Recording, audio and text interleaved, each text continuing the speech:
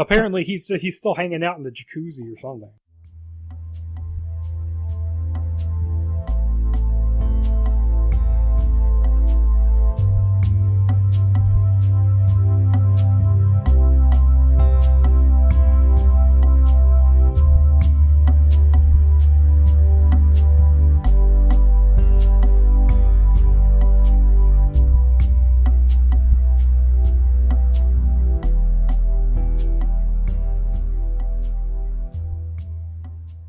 All right, everyone. Hello and welcome to the Screenplay Archaeology podcast. I'm your host, KiramidHead.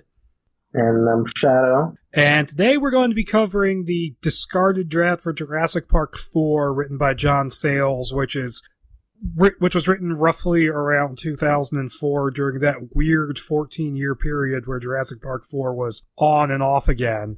And the basic summary of this thing, just to get this out of the way early, is it starts off with dinosaurs attacking the mainland that somehow escaped from the islands, and then this ex-military guy gets sent in by John Hammond to find the Barbasol can from the first movie, and we need to get the genetic material from that because reasons. But then he gets kidnapped by this corporation who are making trained Raptor soldiers.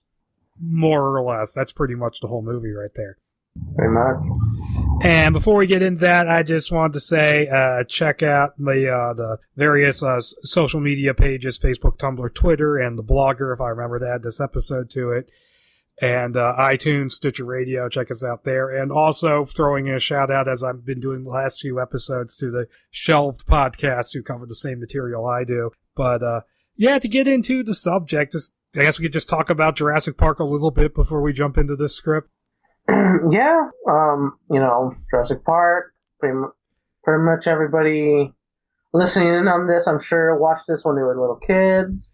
I know that I watched it in the theater, that's for sure. I didn't see it in the theater. I watched it on VHS tape, but this is the one where pretty much everybody has seen this one.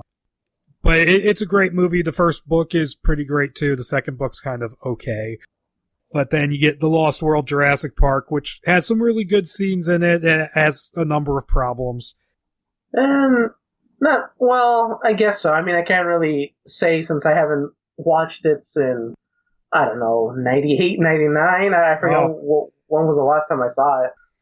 but yeah, I mean, when you're watching it, like the one thing that, if you haven't seen it in forever, I mean, the one thing that you're gonna remember is, the T-Rex is out on the street. And it's like, and that's a cool image. I mean, I can't say that it's not.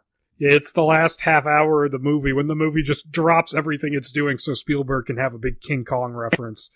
Because like half the major cast that's still alive at that point just disappears from the movie. Like Vince Vaughn just fucks off. Jeez. He fucks off to go. I guess he was too busy being Norman Bates by that point, because I know they changed the ending mid-production. It was originally supposed to end on the island, and then Spielberg went, "No, I want to have a T-Rex in San Diego." Better do as he says. I mean, yeah, he is Spielberg. I mean, just look at what happened to Tobe Hooper after Poltergeist. Jeez. But yeah, so that one happened, and I rewatched it again. It was better than I remembered it. It has some good Spielberg direction in it, and a fair amount of memorable moments. And Roland Tembo is one of the best characters in the series. Yeah, like recently, like a few of my friends said that they were watching it again, like not too long ago, and they're like fucking like in love with it because of I forget why, but a few things here and there they're just like really pumped about, and I'm like, okay, maybe I'll rewatch it soon as well. But then you get a few years later, they did Jurassic Park 3, which is a perfectly kind of serviceable, just dumb movie about people running away from dinosaurs on an island, which is helped by the fact that it has Sam Neill in it being as good as Sam Neill usually is. And then it just has the shittiest ending in any movie because it just stops. There's just this random dude with a megaphone on the beach, and then the Marines show up and save the day. Jesus. I mean, I can't really say anything else that hasn't, been said. I mean, I hate it for the same reasons that pretty much everyone else does, right? The main one being the Spinosaurus, like just straight up killing that T-Rex. And, when you're a kid, like, watching that in the theater, you're just like, you know what? No. No thanks. Don't give me... Like, I remember specifically thinking, don't give me this when I have just a few years beforehand just watched Godzilla 98. Just like, I'm done. I'm just through with this shit. And it did have it just has the feeling of being like, well, the other two movies were successful, might as well make a third. And I'll make the argument with that movie that, like, animatronics look really shitty in some scenes, to the point where it's like, just give me the CGI, damn it. Because, like, that animatronic Spinosaurus is just, looks like a toy. All I fucking remember about that is just, like, some behind-the-scenes feature. I don't know where I fucking saw this at, but when they're like, oh, it's showing you, oh, here's how we make the Raptors move and shit, and I remember thinking, oh, that's pretty neat. But that was it. And like, the main scene, the main memorable scene from Jurassic Park 3 is the bird cage with the pterosaurs. And like Sam Neill loses his hat and his graduate student gets, like, attacked. Then he shows up on the helicopter at the end and he's like, Alan, I saved your hat. Fuck yeah, dude. Redeemed. And the most notorious scene outside of the T-Rex dying was the dream sequence on the plane where the raptor starts talking. Jesus. This goes, Alan! And I never noticed until just the other day I was looking at that clip. It's actually sitting in the airplane chair with its little raptor hands on the seat in front of it. Oh my god, dude. I never saw that before. I'm like, wow. Awful. And the fact that it's only in there is like a payoff to the scene when he's talking to Laura Dern's parrot and going like, it's like, is my name Alan? Alan is like, he used to know me, and so he has a dream about the raptor calling him by his name. It's like these maniacs writing this fucking movie. Jesus. And then so Jurassic Park, I guess because 3 wasn't that big of a hit, it just kind of went away for a while. And it was off and on, off and on. We'll talk a little bit about the background of that before we get into the script. But eventually we got Jurassic World in 2015, which is, once again, it's just kind of a serviceable movie if you want to see dinosaurs tear shit up. Yeah, pretty much. Yeah, see Chris Pratt be Chris Pratt and be kind of cool. And to seeing all that nostalgia hit you in the face and you're just clapping. You're like, yeah, I remember this. It was really funny watching that because that came out only a couple months after Daredevil did, the first season of Daredevil, and it's like, well, it's really clear which role D'Onofrio gave more of a shit about. And has that ridiculous scene which they lifted from the Eric Red draft of Alien 3 where he shoves his hand out at the Velociraptor and gets bit. Oh my god. But yeah, and then you just have like the kids are just kind of... I haven't seen that movie since it came out, actually. I have the DVD. I've never sat down and watched it again. What, Jurassic World? Yeah, Jurassic World. Oh, I think I saw it recently on FX or something, or Stars maybe? I forget where. But yeah, it's a dumb movie, but you get to the end and you got the big 3-way fucking like double dragon fight with the dinosaurs at the end. Fuck yeah. with the T-Rex and the and Chris Pratt's Raptor bro. They tag team the Indominus Rex, and then the Mosasaur goes, hey, and finishes it off. That's a cool scene. Yeah, that was pretty badass. But just to point out how goofy that movie is, that Chris Pratt has more chemistry with the Raptors than he does with his actual love interest in the movie. And that scene when he's leaving Blue behind on the island and they're just staring into each other's eyes, I'm like, is this going to turn into a makeout scene? Like, seriously? Nah, son. Like... And you look at the trailers for Fallen Kingdom, and it's like, Blue's alive and is on the island. It's like, I gotta go get the bro. We gotta go back. Gotta go back to the island. And Fallen Kingdom, I'm hearing some things about it because it did come out in the UK last week, like a couple weeks ago, because they had to get it out before the football game. Oh. But it sounds like it's another dumb movie, but if you want to go see dinosaurs tear shit up, it won't be too bad. Alright. I'm in for that. And Ian Malcolm bookending the movie is getting Jeff Goldblum back in it. Shit. That was surprising. I was like, oh shit, cool. Finally. And then for Jurassic World 3, they gotta get Sam Neill. They get everybody back together. They get Sam Neill so that Jeff Goldblum doesn't have more Jurassic Park movies than him. Nah. Would Sam Neill do it? I don't think he would, because he's actually said, like, after Jurassic Park 3, he can't think of a reason for Alan Grant to go back to the island. Nah, they'll find a reason for it. But he's like, and he said, like, oh, I think he just changed his name and went to go teach geology in like, some high school in Ohio. I want to see that. Do that, fucking, have it be like one of those 5-minute shorts that some of these movies do, you know, like on YouTube, where they're like, oh, here's some marketing. Like, oh, look at this character. Like the shorts for Thor Ragnarok. Yeah, do that. Make it a crossover with In the Mouth of Madness. Oh, jeez. That would be pretty funny. And it turns out Alan Grant was Damien Thorne all along. Boom. There you go. Which that's an example of just how good of an actor Sam Neill is that even in that shitty Omen 3 movie, he's still great. Yeah, right? Holy fuck. Like that movie where like it's where Damien is just kind of a petty politician and he basically kills a bunch of kids and then he butt fucks a reporter and that's about as evil as he gets. Jeez. And they were planning a sequel where she gives birth to like his kid out her ass. Oh my god. Yeah, that's a whole other episode down the road. But yeah, Fallen Kingdom might be okay. Like, I mean, I'm kind of curious because apparently, like, after like the first hour is like the rescue stuff on the island, and then it becomes a different movie, more or less in the second half, and it's like all set in a mansion. And I'm like, so Resident Evil with dinosaurs? Are we finally getting our Dino Crisis movie? So you're telling me it's just this script that we're reading right now? That's pretty much what happens. Well, I mean, in terms of, oh, we're here now. Oh, and here we're in a completely different fucking place. Yeah, kind of.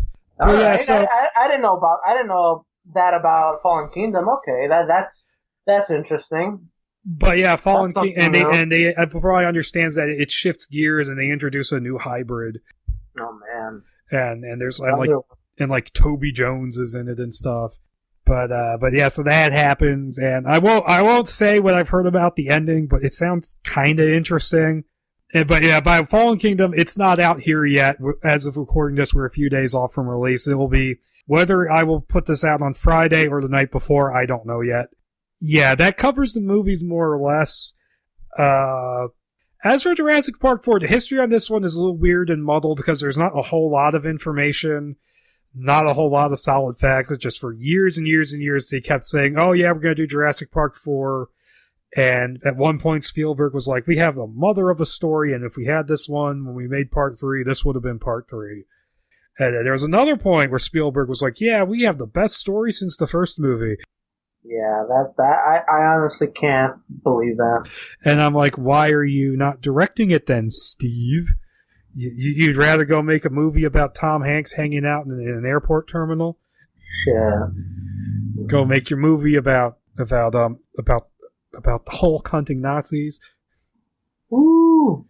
The Hulk and James Bond hunting Nazis together, which Munich is actually a masterpiece and up there of like Spielberg's best, but it's a fun joke. But yes, like the main sort of like history we have is that the main facts we have to go on is that in 2003, William Monahan signed on to write it. Now, he's like a legit writer who did, at the time, he was still relatively unknown. He did, he wrote a script called Tripoli, which was supposed to be a Ridley Scott, Russell Crowe project to follow up Gladiator, but that got canceled at the last minute. He eventually went on to do Kingdom of Heaven and The Departed. And so he's like a legit writer, which just makes me want to know what his Jurassic Park 4 would have looked like. But better than this. But when Kingdom of Heaven got off the ground, he left, and so they brought in this guy, John Sayles, and I'll talk about him a little bit. And he worked on a few drafts, and then it seemed like around 2005, Stan Winston said that the reason why Jurassic Park 4 wasn't getting off the ground was that they were still, like, the script wasn't working, and that they were still trying to revise it and find the story they wanted. And then there was sometime around 05, 06, Spielberg was like, Jurassic Park 4 is definitely happening. Hopefully Indy 4 will happen, which we know how that turned out. there was like this whole period between '05 and like '08 where we didn't know actually what was going on or who was writing what. Like, it's all kind of shrouded in mystery. And they kept talking about like, yeah, we're going to do it. And at one point they actually did approach Laura Dern to come back. Wait, so '05 and '08, so I forgot to ask you this beforehand. What's the date on this script? Because it doesn't say it on here. It would have been around 2004 because that's when John Sayles was brought on. And supposedly he was brought on to rewrite Monahan's script, but even then, that could just mean that like they were still like putting the guy's name on drafts and then having new writers come in, because that happens all the time with projects. Yeah, because if what you're telling me about Monahan, like, there's no way. Yeah. There's no way that that this script like was rewritten based on what he had written previously. Well, get out of here. Then again, I mean, when I get to John Sayles' filmography, that will seem surprising to you. But so 2005 and 2008, it seems like not a whole lot was happening. Stuff was happening, but we don't know what it was. And then 2008, they were talking about how like. I think it was Kathleen Kennedy who said that maybe we won't do another one because both Stan Winston and Michael Crichton died within a year of each other. And they said maybe that's a sign to just leave it alone. But within a couple of years, they were working on it again, and like Mark Protosevich was brought in, who he's been covered on this show before, for his I Am Legend draft. And he's the guy who did I Am Legend, The Cell, he did the Old Boy remake. Oh boy. But he was brought in and he wrote some treatments in a draft, but then they decided he wasn't working. And then in 2011, I think it was, they brought in the Rise of the Planet of the Apes writers. They were apparently working under 3 directives from Spielberg. One was the fully functioning park. The second was the trained raptors, and the third was a new dinosaur that will be like the bad guy. And from what I understand, their draft was pretty similar to Jurassic World, and they actually had to fight to get credit for it. From Colin Trevorrow came in with his writing partner, and they rewrote it because they said, we don't get this script and we would make a bad movie if we made it. So yeah, that covers that kind of history. And John Sayles, his filmography is kind of interesting because he's this really well thought of, highly acclaimed like writer and director of like serious indie dramas, which I haven't seen a single one of, sadly. But he also has done a fair amount of genre work. Like he wrote Piranha for Joe Dante. He wrote The Howling. All right. He wrote the first one, and he wrote the first Alligator movie. And he also did some. He wrote and directed The Brother from Another Planet. Okay. And he also did. He had a history with Spielberg because Spielberg contracted him to write Night Skies, which was the unproduced movie about aliens, which kind of got split off into both E.T. and Poltergeist. That's interesting. So okay. Because it was aliens, like there's like a kid befriends an alien in that script, and that part became E.T., and like the horror movie idea became Poltergeist. And there's even arguably a little bit of Gremlins in. Bring that back. I'd watch that shit. Let's go, dude. Fucking E.T., Poltergeist, Gremlins. Yeah, what can go wrong? That's actually a pretty good script. I've read it, and he also did the unproduced Mummy script for Joe Dante, which I covered last year, a year ago exactly, almost, which was actually really good. So the guy has legitimate kind of genre cred with like Piranha and The Howling and stuff like that. Yeah. Like, I mean, it sounds like, no wonder the first half of this is kind of feels like it's dumb fun, And and also he's also known as being like one of like Hollywood's big script doctors who they'll bring him in to fix up a script that's not working, and he's usually uncredited for that. So like the male Carrie Fisher. But yeah, so that's sort of his history, and we get to this script which was written around 2004, and this is an early draft, which according to him it was literally stolen out of Spielberg's email inbox. Jesus Christ. Which you think who managed that? And also I want to clarify that concept art that always gets thrown around for Jurassic Park 4 and gets linked to this script has nothing to do with it. Those human dinosaur hybrids with that ridiculous Triceratops man. That's a shame. But that doesn't have anything to do with this. That was the concept artist working on something else, and then somebody stole it and then leaked it out saying it was Jurassic Park 4 art. But no, this has trained dinosaurs that have different genes in them, but they're still dinosaurs. Kind of. So, okay, this thing starts.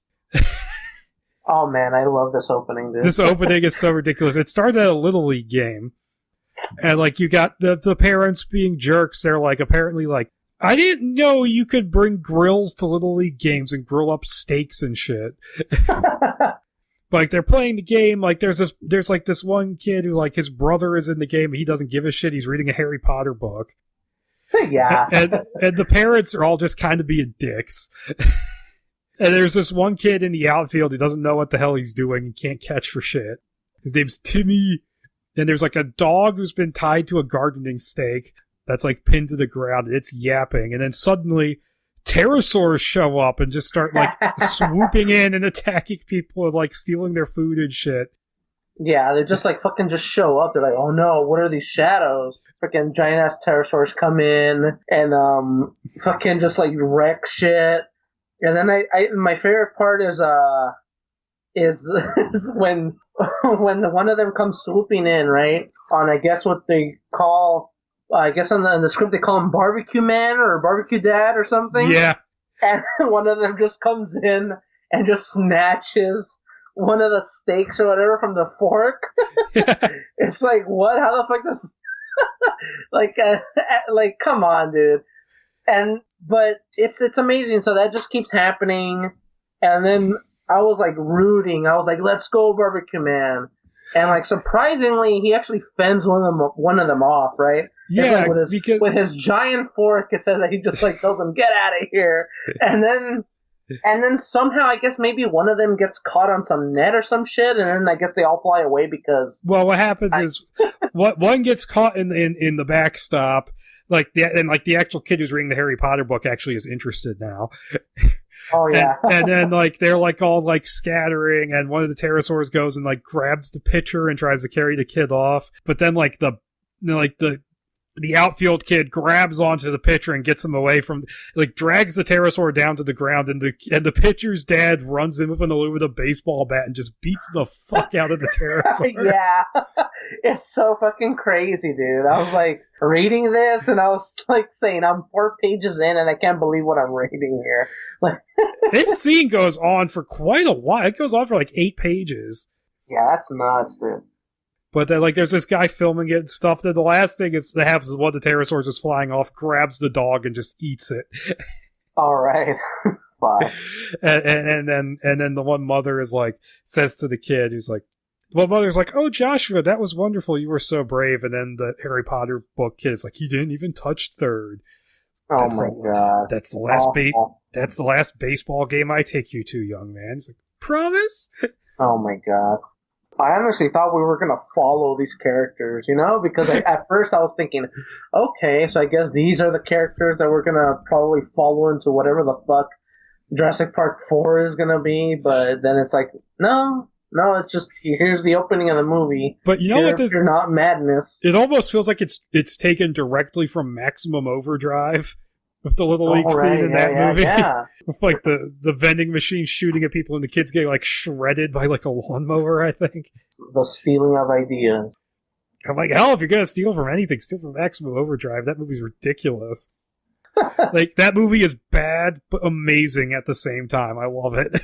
Yeah, I've only seen it in parts, but Jesus Christ. I mean, you got Lisa Simpson, you got a Green Goblin truck, you got right. a dude getting electrocuted to death by an arcade game. It is insane. Jesus Christ. And isn't it like, oh, it's all because aliens are invading or something? Well, at the beginning it says that the Earth is passing through the tail of a comet. At the end they say it was an alien invasion. Incredible, dude. But, okay, so it cuts from this to, we're in a beach bar and we're watching a newscast. And we find out that this is the first attack to have occurred on U.S. soil. Uh-oh. But it's been going on in Central America and Mexico for quite a while. That, like, we've had pterosaurs popping in, and there's some other species, including the Compies, who apparently made a natural raft of coconut shells and floated 100 miles to the coast. Naturally. And we see them fucking up a town. They're like killing chickens, and they've destroyed like the agricultural economy.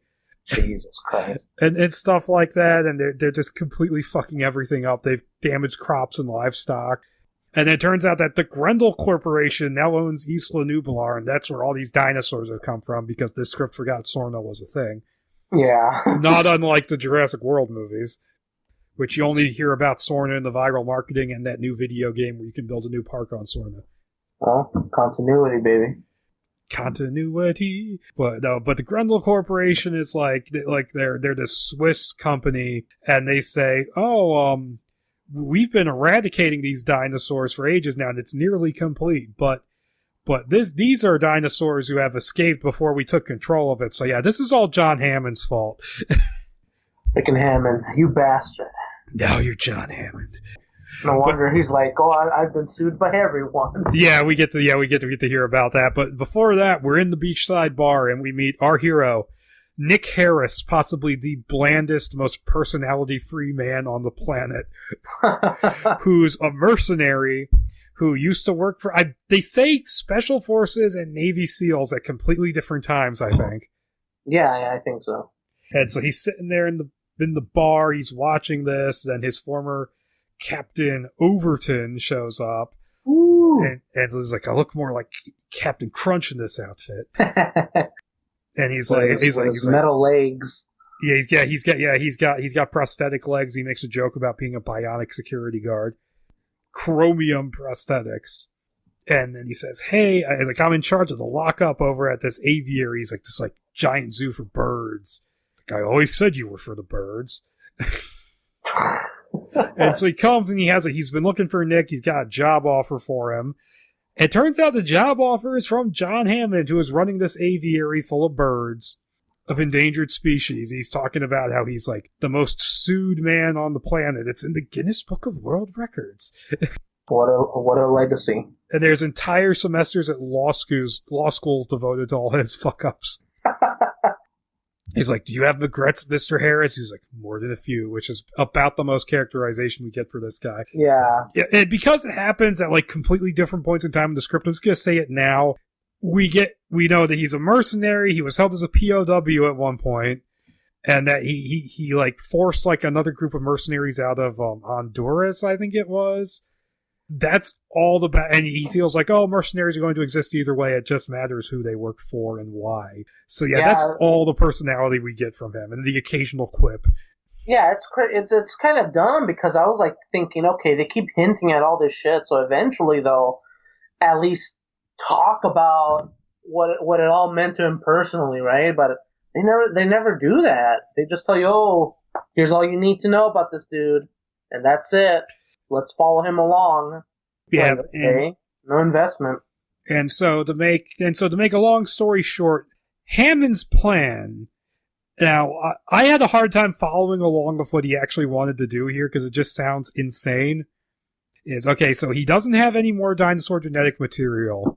He can't get more because the UN has not only outlawed cloning dinosaurs, but they've also outlawed the mining and trading of amber.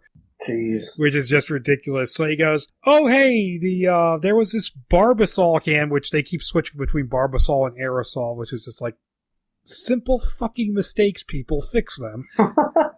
He goes like, yeah, my employee I had this not so up and up employee named Dennis Nedry who stole a bunch of dinosaur embryos and hid them in this special coolant-filled Barbasol can. And he disappeared somewhere on the island. He's like, because unfortunately he picked a time of technical malfeasance to escape the island, completely forgetting the fact that he was the one who caused the technical issues in the first place.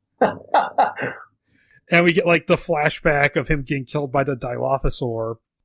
Or do we get that later? I can't remember. No, it's during that when he's like explaining what's happening. The script says, and now we have the flashback, and then you hear like the voiceover of Hammond going over the actual scene, like as you're seeing it. And I'm like, all right, sure, flashback time. And he says like, and for some reason Sayles decides to give a completely different name to the Dilophosaurus. It's now called the Chlamydosaurus sputori, or spitting frilled lizard. Jesus. And That is the end. Chlamydosaurus is the scientific name for a frilled lizard, but you can't just go around giving new scientific names to these things when we've already established what they are. And it just feels like he did that to justify the fact that real Dilophosaurs don't have a frill on their neck. Yeah. And they probably weren't poisonous, but it's still stupid. And so Hammond's plan, right, is to take the embryos, grow sterile females to unleash into the populations of these dinosaurs that are proving a nuisance, and then thin the population until they die, which, if there's a population, that suggests they already have fertile females, and I don't know how this is supposed to work. Also, getting rid of dinosaurs causing problems in the environment, I don't think making more dinosaurs is a feasible plan. It's so dumb, dude. And on top of that, how does Hammond know about the Barbasol can? I have no idea, dude. Like they never tell you. I was just thinking, it took me a moment to go, wait a second. He can't know this. Like, there's no possible way for him to know. Like, unless he knew what was happening in the first movie, but he just didn't do anything about it because, like, well, what the fuck can I do? But he couldn't have known in the first movie because everybody in that movie is completely clueless as to what Nedry was doing. Like, they're shocked that this happened. Yeah, it doesn't make any sense. It's not like they could have looked at the security footage and seen him with a Barbasol can because he shut off the cameras. Yeah, right? Because like he says in the movie, he's got a 20-minute window. I think maybe I can push to 18. You gotta at least give me the 18. Christ almighty. Which Nedry is one of the...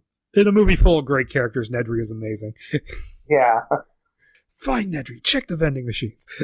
To be fair, I could probably fill a full-length podcast episode just quoting that movie over and over again, with a few thrown in from the sequels. This is T-Rex P? And also, another complication on top of this plan is that the Barbasol can only had enough coolant to last for 36 hours.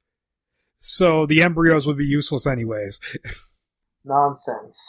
So yeah, this whole thing is built on just what the fuck.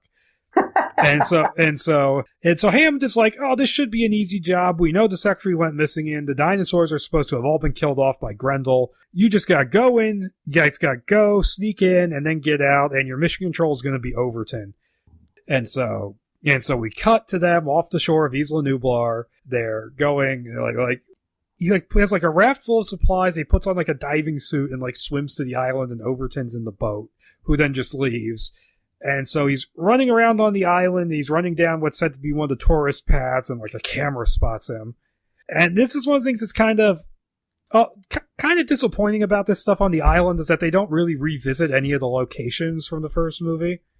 Yeah, they just I'm looking at the script right now, and I don't even think, if the movie were actually done, him, flying in, jumping down into the water, and finding the freaking can, that's, not even 2 minutes, dude. It's okay, I found the can. Mission's over. Yeah, and while he's running around, there's a hole next to a tree, and you see a scaly hand pop out of it, and we're like, ooh. But so he goes, he finds, Nedry's Jeep, he finds Nedry's skeleton, goes, looks like you dropped a few pounds, even though he's never seen Nedry. Yeah, right? And he gets out his metal detector, he finds the Barbasol can, and as he's getting ready to go, he calls in for his extraction, and then the Grendel mercenaries show up, and they surround him, and they're going oh, senor, we have found you, ha ha ha, hand over the can. And there's this thing about you're lucky we found you now. There's still a few dinosaurs left, but the ones we have here only come out at night. And then Nick says, you mean the ones standing right behind you? And he says, don't. And then Mr. Mercenary is I'm not going to fall for that one. And then he gets killed. Yeah, immediately by a raptor. Yeah, an Excavaraptor, because these raptors now dig holes trapdoor spiders, and they have digging claws on a mole. I had to do a triple take on this shit when I was reading it. I'm like, wait a second. And I'm what is this? Yeah, I'm I don't know what's going on here, because Where did these things come from? I mean, they were not hybridizing at this point, as far as I know. Who knows, dude? That's it. It's just who knows. And whatever. So that happens. Nick runs away, zigzagging between the trees, and then he finds like an overturned car with like there's some compies, and they chase after him, and he's like shotgunning them, and then he runs out of shotgun ammo and starts shooting them out of the air as they jump at him. I'm like, this is just turning into the Lost World arcade game. Yeah. It's like he sees a building, gets inside the building, he's like looking around, he opens like a trapdoor in the floor, and it leads into this really dark tunnel, and he's like, nope, not going that way. Finds a ladder going up, and this could have been a building from the first movies. This is another missed opportunity. Yeah, totally. It's like they don't do shit with this. And so he goes to open like the trapdoor in the ceiling, and like a dead body falls out. Like, who that is, I don't know. It don't matter. I'm like, what, did the Raptors move Muldoon? Are they like Michael Myers setting up corpses to pop out? It's got a little like tape recorder, just goes, clever girl. I was expecting that line in here. I don't know why. It would have fit. And also lines like, let's get this movable feast on the way. Rex is just fed, so it's not likely to track us down. But as he's about to climb out, a digger crashes in through the door. Yeah, these Excava-raptors are called diggers. The digger crashes through the door and starts chasing him, so he goes, well, fuck it, goes down into the tunnel, closes the door behind him, which the raptor starts tearing through. And he's running down this tunnel, steps in some eggs, which is pretty funny because it's just like, crap. It's like Will Smith stepping on the roaches at the end of Men in Black, like, oh, sorry, was that your auntie? And it turns out that they're spitter eggs, and so the spitters start chasing him around, and we later find out that these are the ones that were considered nocturnal, that the ones that only come out at night, and that the reason why they haven't killed all the dinosaurs yet is because they had a hard time finding these ones and flushing them out. We find that out like way later, like way into the third act of this script, and I'm like, oh, that's what they were talking about. What time to fucking tell us. And so Nick, like, runs up the wall and grabs onto the ceiling to get away from them. And then the digger runs in and then starts, like, fighting the spitters. And I guess it kills them. Who knows? Because Nick just fucks off down like an air duct to get away. And so he crawls out of the tunnel and the digger's chasing him and he slides under a fence. But oh no, his backpack with the Barbasol cans on the other side of the fence. So he decides to run really fast in one direction to distract the digger. Oh no, there's a big hole in the fence.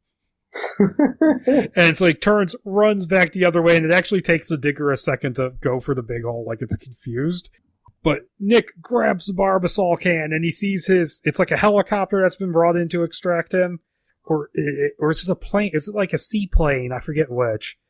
Who knows? Well, I think it's a seaplane. It should be, because he's just waiting there, like on the water. Yeah. And it's tied off to something, and I think it's like an Australian guy too. I think they specifically point that out. He's like waiting for him. He's getting chased by. It's like Indiana Jones getting chased by the natives. He's like, start the plane, and the guy starts it and goes to take off, and he rips like the stump he was tied to out of the ground. And as the plane is flying, and like this thing called a Chronosaurus, which is like a big marine reptile, jumps out of the water, grabs onto the stump, and then pulls the plane out of the air. And then Nick is just swimming for the plane, and like the raptor's like standing in the water going like, what the fuck? And so he swims to the plane, they climbs up onto the wreckage of the plane, and the pilot, who apparently didn't see the big thing jump out of the water, sees a big shadow swimming under the water towards them and goes, do these Grendel guys have a submarine? And then the thing jumps out of the water and eats him. And then Nick is like, oh shit, and is like swimming to get away from the Chronosaurus, and he sees the digger waiting for him in the surf. And so he's swimming parallel to the shore, and the Chronosaurus is getting closer and closer to him. Jesus. And then a Grendel helicopter comes in, dangles a ladder, and he manages to get out and climb up, and then the thing climbs just as the Chronosaurus just jumps out of the water and just barely misses him. So we're already seeing bits of Jurassic World in this. We got the marine reptile, and we got the ex-military guy, and eventually we'll get the Raptor squad. And so he gets into the helicopter and immediately gets punched out by this guy he's got a name, I forget his name. It was Nando or something like that. Let me look for it while you it's Nando. Yeah. It's in my notes. But and you think, okay, so he's been captured by Grendel. Nope. He wakes up on the helicopter. It's passing over like a tourist resort, like this populated area. I guess it's in Costa Rica. Lunges, grabs the Barbasol can, jumps out of the helicopter, swims up to the beach, and is running around, and they're like chasing him, and he ducks into like the back room of a bar and shoves the Barbasol can into a beer cooler full of ice, and he tells the guy in Spanish, I'm going to send people to come for this, and apparently the guy's just like, whatever. And so he runs, he gets away, gets to a phone, tells Overton what happened, and then he decides, okay, I'm just going to go back to my hotel. They're not going to be looking for me there. And then Nando shows up and then knocks him out with a spray can. And I'm like, well, why didn't you use that the first time? Yeah, it's like so dumb. Like I don't understand. Like I'm like, well, they had to have this scene just so that he could do that, hide the thing or whatever the fuck. But to me, it just felt like kind of dumb. Like how, we captured him and we knocked him out. We have to do that again. Like not even 3 minutes later. To capture him again. You could have had him hide it on the island somewhere and then just get captured, leave the Chronosaurus out, and it would be better. Yeah, just do that. And so he wakes up again, brace yourselves, guy, in a castle. Ooh. And he hears yodeling. And he looks out the window, and there's these two people in just like the stereotypical lederhosen yodeling for tourists. He's like, I woke up in a theme park. And so he gets met by a butler, gets taken down to the great dining hall where he meets Adrian Joyce, who's the head of security for the Grendel Corporation, and so basically what we're meant to get from the yodelers is that we're in the Swiss Alps right now. Joyce and Harris have a history. He helped get Joyce kicked out of Honduras, and that is about the only backstory we have for either of these two guys. The fact that they have a history is almost completely irrelevant to anything going on. Yeah, I completely fucking forgot about that. Like, it doesn't matter. It's just so, like, I don't know what the fuck why even put that in there? They're not gonna do anything with it, and they don't. He's like, hey, and he's training with the halberds, talking about, like, 15th century weapons, and how, like, the Swiss guards who guard the Pope use these, and, like, that's just setting up for the not great fight scene at the end.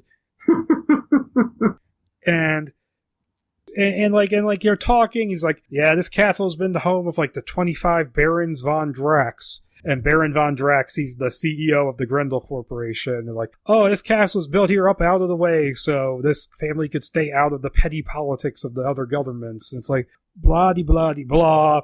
And he's like, we want the Barbasol can. We want to use it for the same thing Hammond wants to use. We want to get rid of these nuisances. And of course he's lying.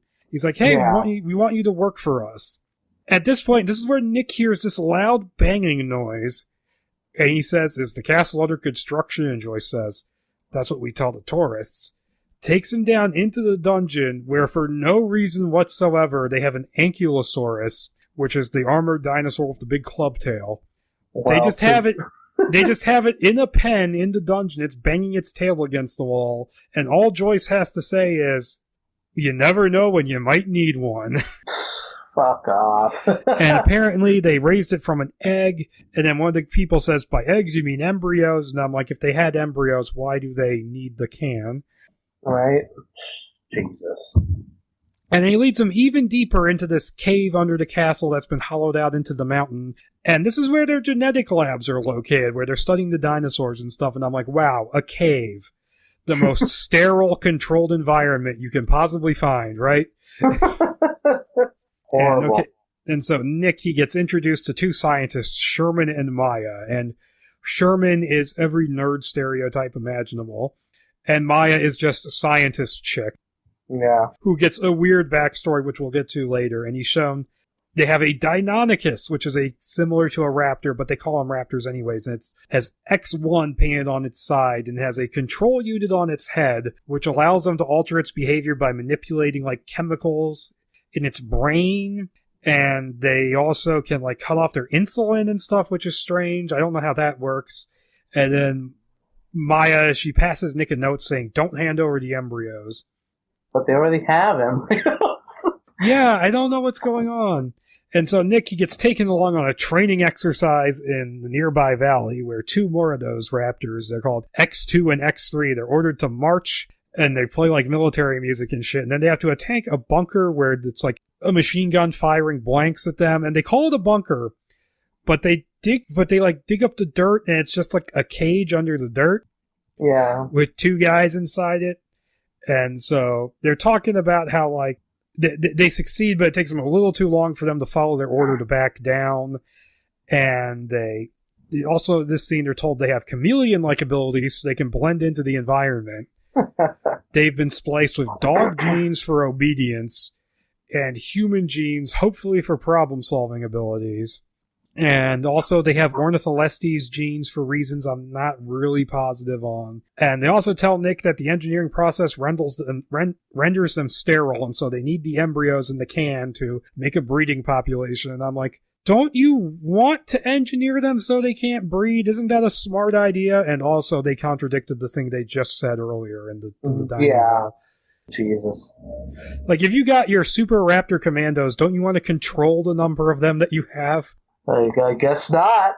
Once again, in this script, trying to solve problems in a way that will only fuck up the problem even more. That's Jurassic Park. And so that night, they're in the dining hall, and they're eating with Herman von Drax. And he's just a complete scenery chewer, and he talks like he looks for things like cutthroat behavior and all that stuff from his employees, and so he has those traits engineered into the Raptor Commandos. And he's visibly upset when he's told that Nick hasn't handed the embryos over. And so then later that night, Nick and Maya, they're on top of one of the castle's parapets. They're being watched by Zeiss, who's one of Joyce's flunkies. And she's talking about her backstory, where she said she majored in like animal behaviorism, and she went and studied behavior in like the far north of Canada with wolves. And then she went to work as a lion tamer for a while. It's like, okay. And so Joyce interrupts. He's like, hey, we finally have a mission for the Raptor Squad. And it's a rescue mission they're going to find the kidnapped daughter of a French businessman they know she's in the Tangiers waterfront somewhere, but they don't know where. And the arguments given not for using special forces are the Raptors can smell her out and we only have a week. And also it's because oh no, we send in special forces, the shootout that will happen will kill the little girl because I guess they're surrounding the little girl or something. So like even if anybody comes in to like shoot them, they might shoot her. So it's like, okay, I guess we gotta send in the dinosaurs. It's so ridiculous. And so Nick agrees to the training. And he insists on being the only one to give orders, which this is just weird how quickly they just start obeying him when they just met him. Yeah, right? Aren't they like supposed to like, why the fuck are they even not busting him up? Why aren't they saying, where are the embryos? Instead they're like playing all nice. Yo, dude, let's come and see what we're doing. Hey, you want to work for us? Oh, hey, everybody, you all listen to him now. What? It's just, it's so quick. All of this happens so fucking fast, dude. There's like there's nothing in here that stops the script enough. Well, sort of, but not enough for you to be like, okay, let's take it all in. Instead, it's just like bam, bam, bam, bam. Here's the next part. Here's the next part. Here's the next part. Nuts. And the thing with the Raptors obeying him, I mean, it's kind of goofy in Jurassic World, but it's established in that movie that Chris Pratt has essentially raised these Raptors since they hatched. And he's established himself as the alpha male. Nick just walks in. He's apparently just so badass, the Raptors immediately just cotton on to him, which is strange. And so he decides that any soldier worth his pay has a name and not a number. So he gives them all names. And the only one that's actually important is X1 is Spartacus, and the rest are named Achilles, Hector, Orestes, and Perseus. And the only other one of those who's slightly more important than the others is Achilles, who plays a role later, but I can't even remember which number he was. Yeah, it doesn't matter. And also, he's not really sticking to his naming theme because he has all these Greek mythology characters and then Spartacus, who was a real person. Also, Spartacus is known for leading a slave revolt. You're not exactly, showing a whole lot of confidence in this operation by naming him Spartacus. Also, Achilles kills Hector in Greek mythology. Maybe don't name them after sworn enemies. He knew what he was doing. Yeah, and Orestes is known for being killing his mother out of revenge for his father, and then going crazy from the Furies. So yeah, name your raptor after a psycho. Good idea. Okay, and so the Raptors, they're trained over the course of the week, and this is great. They go through an obstacle course, and they have to, like, scent their way through a minefield, and they, like, spray their scent to, like, lead the others through. This is amazing. This is what the whole script should have been, is, like, Raptor training montages. Yeah, to be honest, this is, like, probably the only fun part. This is the no retreat, no surrender part of the script. Yeah. They're all getting trained by the ghost of Bruce Lee to fight the Van Damme Raptor. Yeah, right? God, what a great movie. And so they're going through these the obstacle course, and then they also have to be given specific drugs when they're exposed to the kidnapped girl's scent, and they say that it's like this like body chemistry, brain chemistry thing that it's something like they say it does something in women involving like children, but they say in men it reduces infanticide, and I'm like, this can't be a real thing, can it? I mean, dude, we're gonna have to, like, I don't even know why I didn't dig deep into that. Like, I should have just been all Hideo Kojima analyzing, doing research, and been like, okay, here's why this is real. Well, you'll probably find out it ties into Death Stranding, and that's why Norman Reedus has a fucking fetus in a jar around his neck. Or if it's actually connected to PT, because let's not forget the dad in each of those radio broadcasts did murder the whole fucking family, like each one. I missed PT because it was taken down before I got a PS4. Konami. Which I don't care. I've seen PT videos. I've seen PT knockoff videos. It's just a fucking hallway over and over. I'm gonna get shit for saying that, but to me it's just a hallway over and over. But to get back to what we were saying, and so they go up against dummy kidnappers who are armed with machine guns firing blanks, and also they get the girl scent from like one of her shirts, and I'm like, this is kind of explained later, but I'm like, is Von Drax just chums with her father? Is he just awesome like her friends? He just like, hey, give me some of your daughter's clothes. Does the father know about Does the father know about the Raptors? Jesus, probably something worse. But it gets explained later, but still. Yeah. It feels like an afterthought. But so the mission gets underway, and so the Raptors, they smell out the specific warehouse, and they're fitted with body armor and shoulder-mounted night vision cameras. And they sniff out to this particular warehouse, and Nick is like, let's just hope it's not a slaughterhouse. Which is pretty funny. And so they go in, they fuck up the kidnappers, and they successfully refrain from killing the girl. And there's a moment where it looks like they might have, but then it turns out they didn't. And it looks like they might be disobeying Nick's orders, but then they don't. Aside from Spartacus getting shot up just a little bit, and they don't even really explain how, it's pretty much an unqualified success. And alright, so they're celebrating victory at the castle, and while this is going on, they show the Raptors communicating to each other and sharing war stories. All right. And Joyce is like, Nick, there's a bigger mission in the work. And then you get this idea that Nick is like enjoying his job, but it's not really dwelt on. And we see this new mission involves this powerful drug lord he's holding important hostages in his jungle compound. And so the potential buyers of the Dino Soldiers will be watching, and including special forces.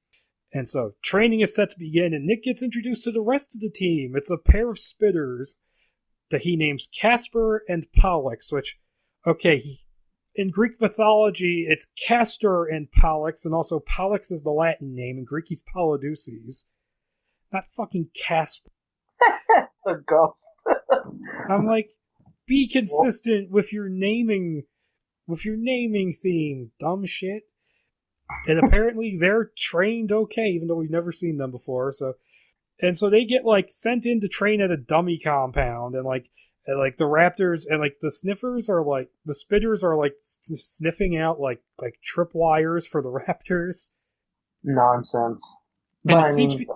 And they're sent to train at a dummy compound, but it goes wrong when Achilles goes berserk and he stops following orders. He takes too long to respond to the shutdown command, and a mercenary gets killed in the process. And Maya says that the reaction to the chemicals is slower every time they use it. And she's like, raptors are not machines that perfectly follow orders. And Joyce is like, if you don't like this, you can leave. And she says, oh yeah, if I leave, you'll just kill me. And so they have like a standoff. And so then there comes this weird scene where Von Drax, he's practicing archery with a crossbow. And he has Nick meet with him. He has Nick set up nuke targets. And he starts shooting the bolts like right at Nick. Like, this is a weird, like, not subtle at all way to threaten him. And he's talking about like, oh, well, we need to know where the Barbasol can is. And so Nick, he acquiesces in exchange for Maya being allowed to leave unharmed because I guess she's his love interest now. And so we see a group of Grendel guys going to get the can from the cooler in the bar, and they take it and they leave. And it's like, oh yeah, they have it, but maybe not, because we see Overton sitting in the restaurant, so it's implying that something's up. Oh, yeah, bait and switch. Ooh. Like, and so back at the castle, Maya shows Nick that the raptors are communicating, and she theorizes that Achilles' outburst was pre-planned, and that the raptors have something in mind, and that they're not completely following orders, which we already knew, basically. But okay, so they're talking, and he tells her about the deal that he cut, and he says he doesn't mind being a mercenary, because mercenaries have existed since the beginning of time, so he might as well be one, and all that matters is if they're doing the right thing, and if they're doing it for the right reasons, for the right people. And then Maya just goes up, whispers in his ear, and she leads into it by kissing him, but it's a lead into her whispering in his ear that, who do you think kidnapped the little girl? And it's like, ooh. Oh, shit. So you mean Grendel or the bad guys? No. What? I never would have seen that coming. That reveal. It's like the 15th time when Deathstroke is like, Oliver Queen is the Arrow. It's like, yeah, that doesn't work anymore, dude. And so he cut to South America, where there's a base camp set up in the jungle. There's different bidders watching what's going to happen over screens. And there's a special forces guy that Nick knows, and his name is Slade, speaking of Deathstroke. It's like, what is Slade going to do with fucking raptors? And so he notices that there's like a bunch of like drug dealer looking guys who are also there watching over a screen. And Joyce is like, oh yeah, these guys are rivals to this guy whose name is Pepe. Because of course, it's like, oh yeah, they want us to take out their rival, and then they're paying us to do this job, by the way. And they're one of the highest bidders for the Raptors as well.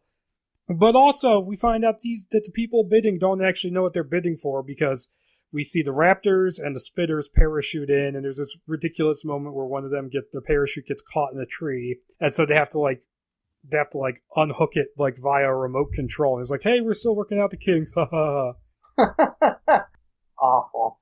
Which is just a ridiculous joke. And then Joyce gets pulled aside. Also, Von Drax during this scene, he offers Joyce this ceremonial halberd that's like gold plated or some shit. Yeah. Which is going to be important later. And then Drax pulls Joyce aside. He tells him that their scientists examined the embryos and found out that they're actually Hopto DNA. And he's all pissed off. He's like, you watch Nick and Maya. Make sure they don't leave or pull anything. Why not just take them out, man? Yeah, you're full of a bunch of morally ambiguous fucking like military people. Anyways, I'm sure they won't care. But like the team moves in on the compound, and the Spitters, they take out 2 cameras.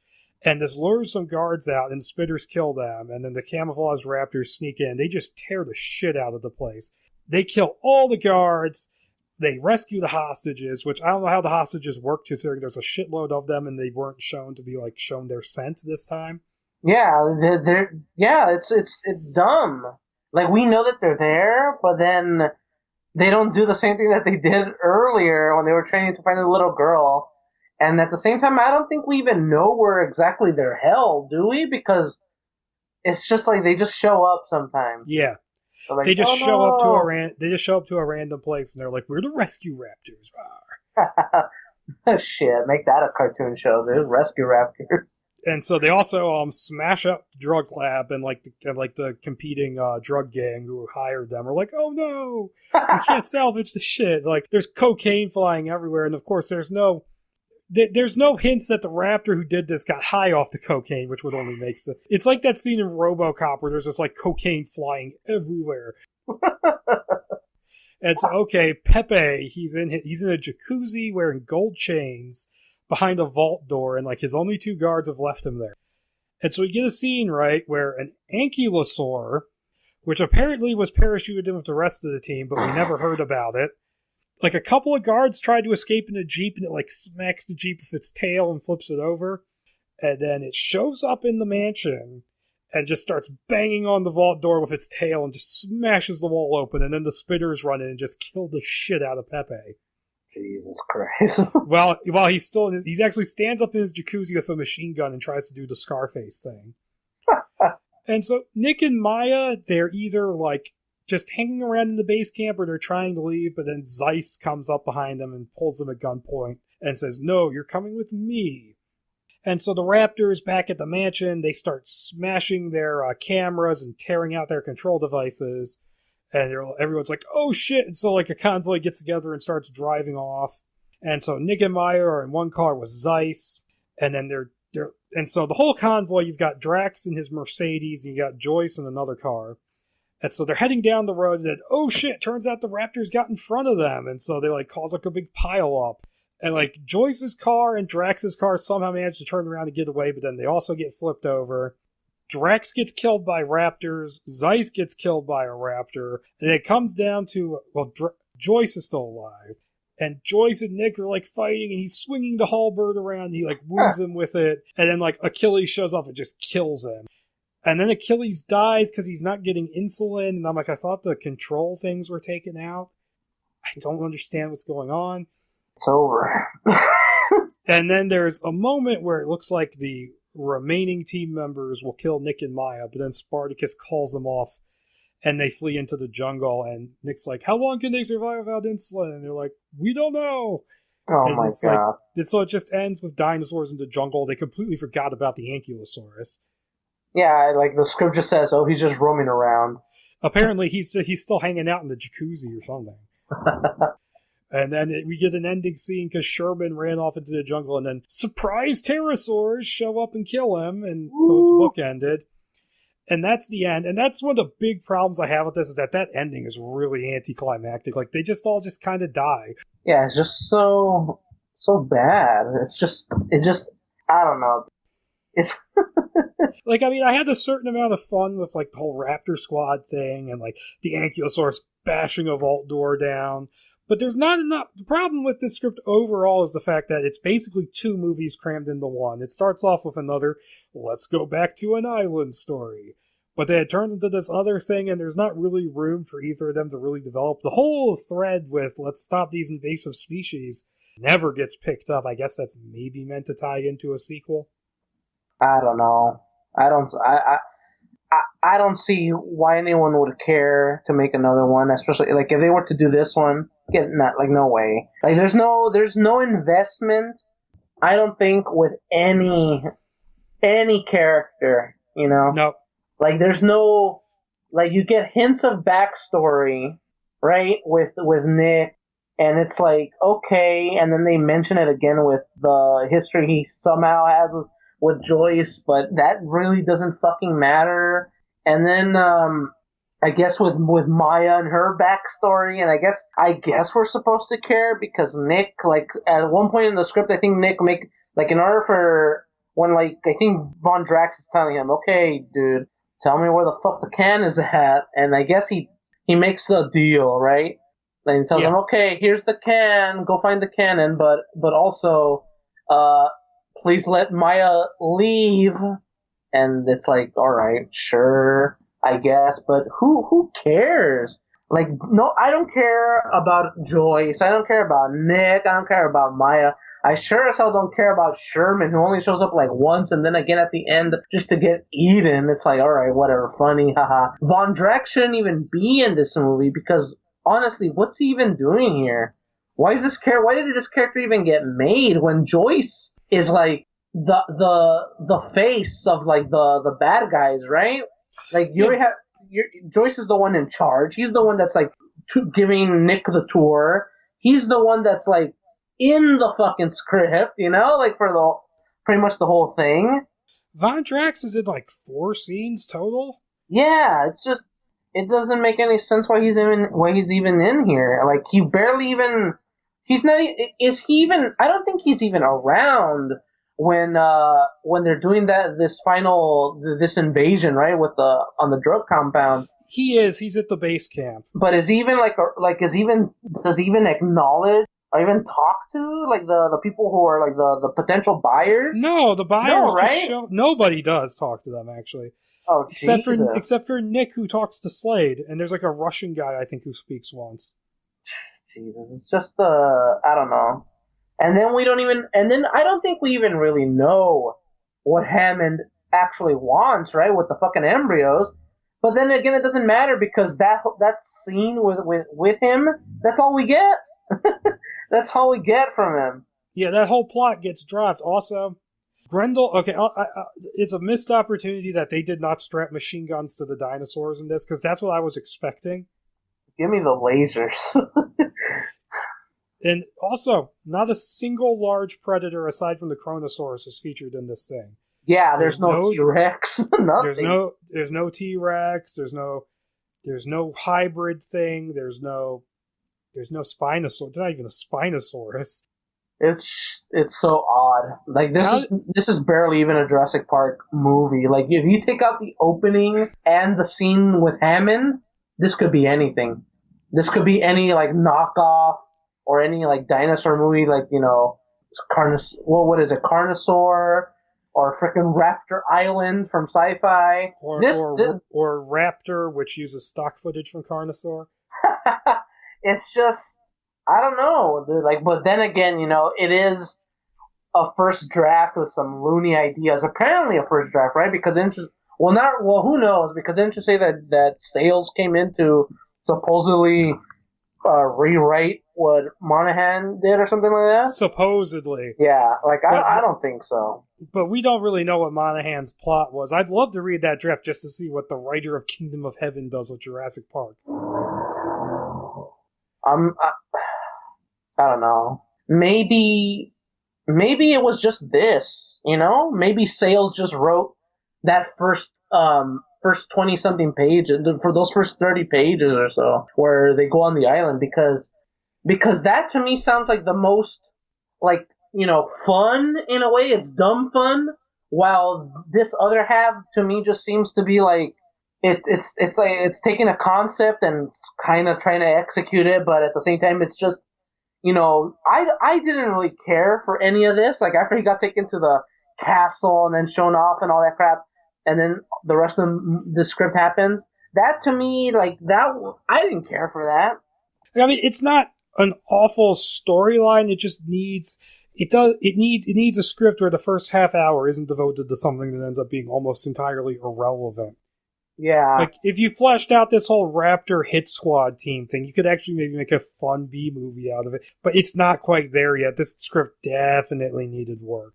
Totally, dude. Like, the least they could have done, I think, was that what they should have done instead, like, would be to, okay, here's the Raptor squad. Oh, here, we're gonna do a demonstration, right? And the demonstration would be the whole movie. So you have, like, all these mercs dropped into wherever the fuck, jungle, island area, or the original island itself, and you have the potential buyers just watching as like, okay, we have your mercs, here's like the Raptor squad and whatever other dinos we have, and then pit them against each other, right?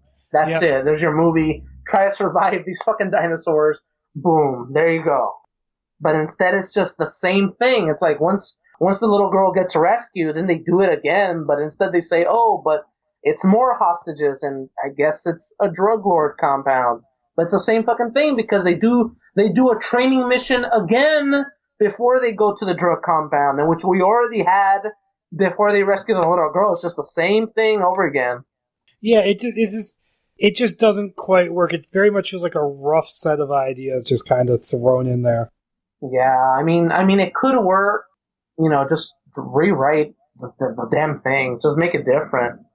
Because like I said, Mercs versus the Raptor squad, that would have been better than this. Because then you would have characters, you would have people actually trying to survive. Where the fuck is this? Isn't Jurassic Park. There's almost nobody. There's no one in this freaking script that's like trying to survive this crazy chaos happening because dinosaurs are out on the loose, and it's just the Raptors fighting like people that you want to see die, right? It's like, yeah, okay, that's all that happens.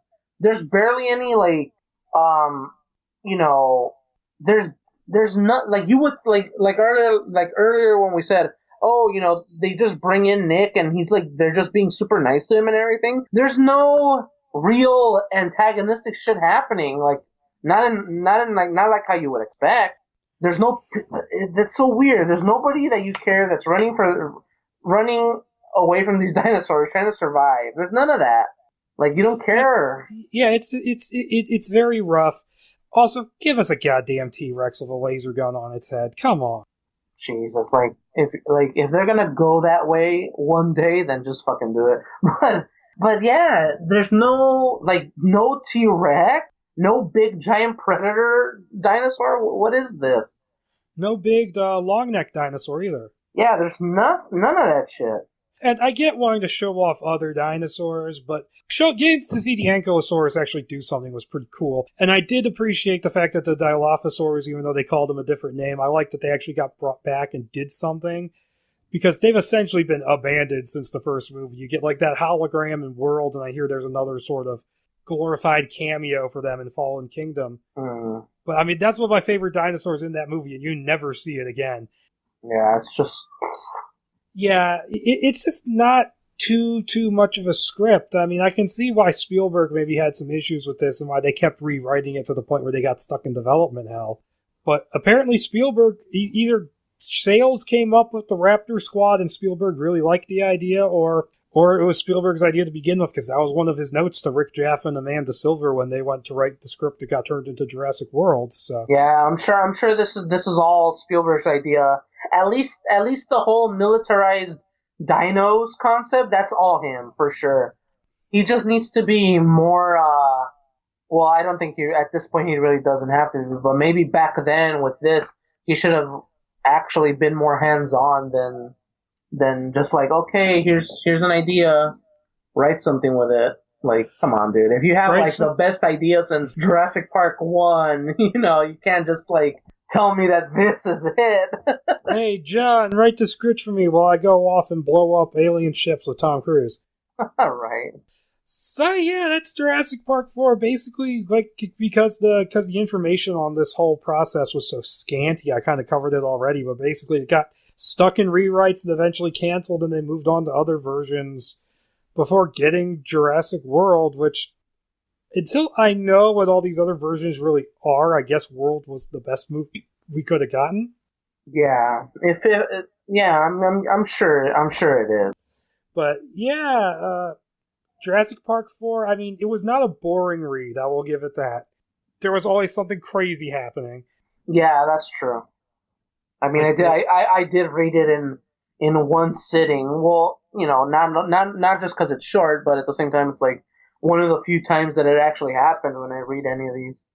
Yeah, some scripts I could read through pretty fast. Some are just so detailed I have to take them slow. But this one, it took me a couple things. That's just because I would run out of time and I had to be up in the morning. But so yeah, that pretty much covers Jurassic Park 4. We'll see how Fallen Kingdom turns out. So yeah, I hope you enjoyed the episode, and once again, check out those social media pages I mentioned before: Facebook, Tumblr, Twitter. Also, check us out on iTunes and Stitcher Radio, and give the Shelves Podcast a look, because they do the unproduced screenplays as well, and they do it have a bit of a different format from us. So, and they've done some scripts we haven't covered. So definitely give those guys a look. And until next time, which is either going to be a solo episode or it's going to be Superman Lives. Ooh.